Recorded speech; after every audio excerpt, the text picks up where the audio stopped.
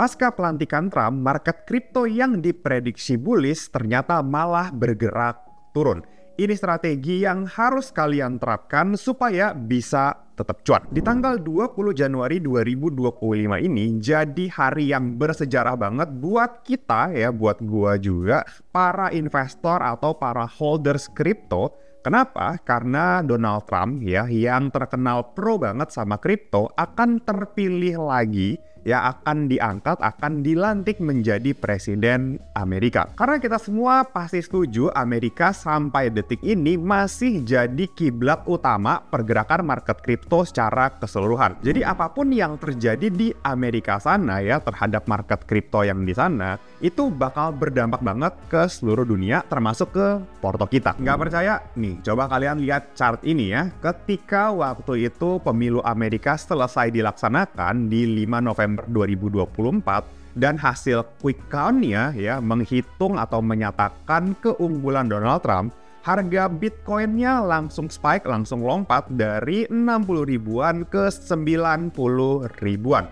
Dan itu terjadinya singkat banget ya, cuma 1 minggu. Bayangin, 1 minggu spike-nya naiknya 50%. Diikuti juga oleh kenaikan altcoin yang pastinya lebih gila-gilaan ya. Ada yang naik 80%, 100%, bahkan lebih. Padahal kalau dipikir-pikir, ini baru hasil quick count ya. Not even dia udah dilantik, dia udah disahkan, dan bahkan sebelum dia bikin kebijakan apapun tentang kripto. Naiknya udah gila-gilaan banget. Sekarang pasti teman-teman nanya ini, kenapa bisa gitu bro? Kok bisa sesignifikan itu sih Donald Trump? Ya beda sama Joe Biden, Barack Obama, atau presiden-presiden lainnya. Jawabannya ya simple, karena sejak bertahun-tahun lalu, memang si Donald Trump ini udah agak kelihatan ya, terrelasi, terafiliasi, atau into banget sama yang namanya market crypto. Ya kalian bisa lihat beritanya di 2024, ke-spill ya walletnya kalau si Donald Trump ini pegang ratusan juta dolar kripto. Ya salah satunya yang paling banyak adalah Ethereum. Terus ada juga, dia juga punya license ya buat NFT. Terus dia juga deket banget sama Elon Musk, dan masih banyak lagi ya keterikatannya, kan bisa search sendiri aja di Google. Jadi setelah fix terpilihnya Donald Trump, para crypto holders atau para investor, para institusi itu berspekulasi kalau nantinya setelah Donald Trump menjabat, dia akan bikin banyak banget kebijakan yang pro sama kripto. Atau at least ya Donald Trump ini akan menempatkan orang-orang kepercayaannya ya di posisi yang penting berkaitan sama kripto. Langsung kan setelah dia fix terpilih ya, menang di pemilunya, langsung tuh Gary Gensler, si ketua SEC itu mengundurkan diri. Ya padahal si ketua SEC ini yang selalu cari-cari masalah sama XRP. Gugat-gugat lah, makanya selama ini XRP-nya agak keteken terus nih, padahal Bitcoin-nya naik. Tapi setelah fix ya si Gary Gensler ini mengundurkan diri, langsung kelihatan, boom, spike XRP-nya naik. Dan bahkan menurut gua XRP bakal jadi koin yang paling kuat ya, salah satu yang paling kuat di bull run kripto kali ini. Ya kalian bisa lihat sendiri tanda-tandanya mulai dari chart atau berita-beritanya. Terus pertanyaan selanjutnya adalah, bro, kalau gitu terpilihnya Donald Trump ini bagus dong untuk market kripto, untuk industri kripto. Ya gue bakal berpendapat yes, bagus. Tapi selain hal positif kayak yang tadi gue sebutin di atas, ada juga hal negatifnya. Kayak contohnya, teman-teman kan tahu nih ya, project crypto ya, token atau koin itu gampang banget dibikinnya. Bahkan perharinya ada ribuan bahkan puluhan ribu token atau koin baru yang dibikin padahal projectnya nggak jelas. Ya tapi disclaimer ya, gue nggak bilang semua koin, semua token yang dibikin itu nggak jelas. Ada juga yang bagus, tapi lebih banyak yang nggak jelasnya. Makanya teman-teman sering dengar istilah rug pull. Nah dengan banyaknya token atau koin baru yang bermunculan, padahal projectnya nggak jelas, ini akan berdampak dengan yang namanya likuiditas. Apa itu likuiditas? Intinya likuiditas ini adalah volatilitas ya, uang yang kita masukkan itu pindahnya kemana. Ya apakah kita akan menambah uang lagi, apakah kita akan tarik uangnya, dan lain-lain. Nah banyaknya token atau koin yang bermunculan setiap harinya ini akan bikin masalah likuiditas di kemudian hari. Kenapa? Karena menurut gua ya, sampai saat ini kebanyakan investor kripto, kebanyakan trader kripto biasanya sudah menempatkan fixed amount di crypto wallet mereka. Let's say, misalkan gua gitu ya, gua menempatkan 100 juta, that's it. Cukup 100 juta adalah limit gue. Mungkin temen gue yang lain yang uangnya lebih banyak, yang lebih percaya sama kripto, dia melimit 1 miliar. Nah itu limitnya tuh. Biasanya dia nggak berani lagi untuk nambahin si 1 miliar itu jadi 2 miliar atau 3 miliar. Mungkin mentalnya belum berani. Jadi kata kuncinya adalah likuiditas yang gue berikan itu fix 100 juta. Likuiditas yang temen gue berikan itu fix 1 miliar.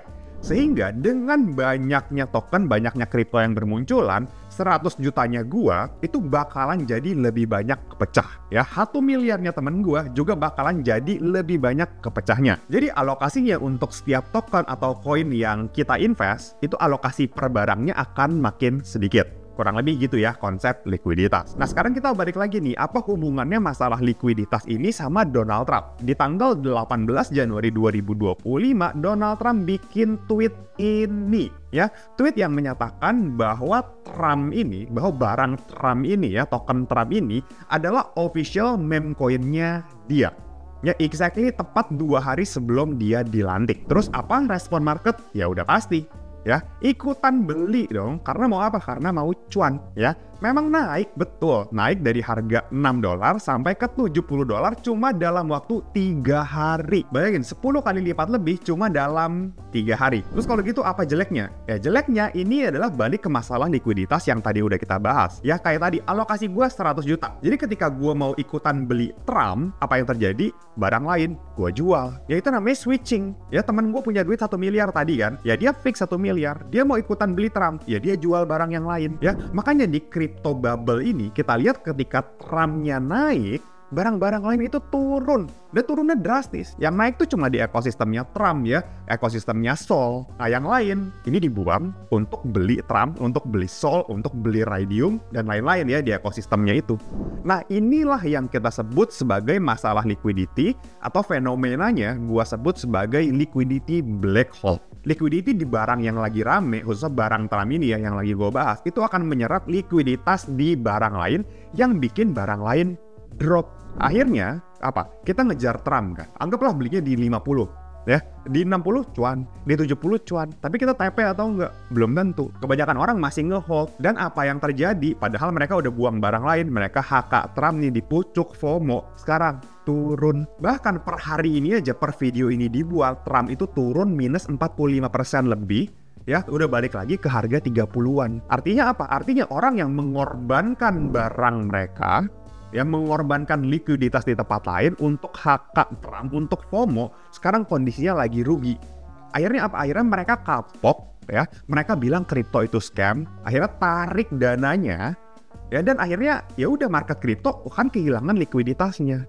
Ya, jadi masalah likuiditas ini bukan cuma one time terjadi, tapi bisa berkepanjangan. Akhirnya orang-orang kapok investasi kripto. Semua orang tarik duitnya, tarik dananya. Nah nantinya kalau terus-terusan kayak begini kejadian, ya orang nggak ada yang mau lagi beli kripto. Orang nggak percaya lagi sama kripto. Apalagi yang diinvest ya koin-koin meme, koin-koin mainan kayak begini. Bayangin aja mereka jual barang mereka di tempat lain yang projectnya jelas, yang projectnya masih jalan, yang projectnya masih bagus untuk ditukerin sama barang meme, barang bercandaan kayak begini yang akhirnya turun juga. Kalau misalkan kalian lakuin itu ya segera bertobat lah ya. Tapi kalian harus ingat, itu kesalahan kalian sendiri ya karena kalian FOMO, nggak menganalisa mana yang projectnya bagus dan akhirnya ya nyangkut. Terus sekarang apa yang mau kalian lakukan? Udah minus 50% nih dari pucuknya, dari entry kalian. Apakah kalian berani untuk top up lagi? Sekarang itu pertanyaannya. Ya semoga ini jadi pembelajaran ya. Kalau hal ini terjadi terus, ini bakalan merusak environment kripto yang nantinya orang nggak percaya lagi sama kripto. Nah makanya gua khusus bikinin video ini ya untuk ngebahas masalah Trump, masalah likuiditas, supaya teman-teman nggak ikut-ikutan FOMO dan nyangkut di atas. Anggaplah ini sebagai balasan rasa terima kasih gue sama teman-teman karena udah subscribe YouTube Diskusi Investasi, udah follow IG-nya, dan udah nonton video ini sampai detik ini. Dan kalau boleh gue minta tolong sama kalian semua buat sebarin video ini ke temen, keluarga, saudara, pacar, tetangga, supaya mereka nggak nyangkut di project-project yang